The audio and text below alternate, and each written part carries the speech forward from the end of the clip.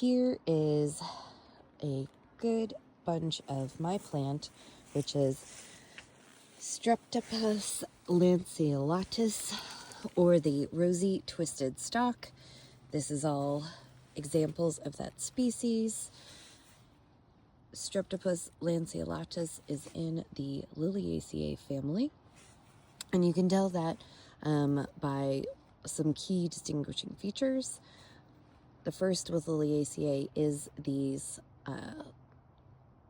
leaves that have these linear parallel veins.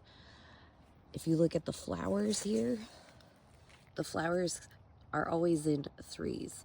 So you should find 3 tepals. These are petals and sepals that are all identical. Not everything in this plant family has identical petals and sepals, but in this plant it does. Another characteristic is that these are monocotyledons. It's a little hard to tell just from how they are growing here, but if you were to dig into the ground and see what the root structure was, you would be able to determine that the type of cotyledons that it has from seed.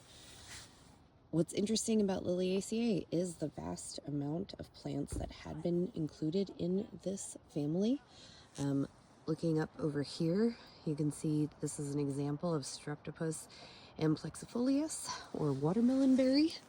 And same thing, you have these linear leaves with parallel veins. As well, these are in alternate formation. Not everything in the Liliaceae family has this alternate leaf arrangement, but in Streptopus they do.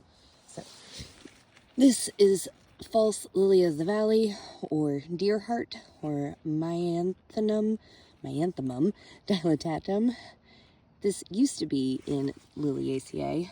However, during some reclassification efforts, Liliaceae has been reorganized into many different families, and this one is now considered to be part of Asparagiaceae.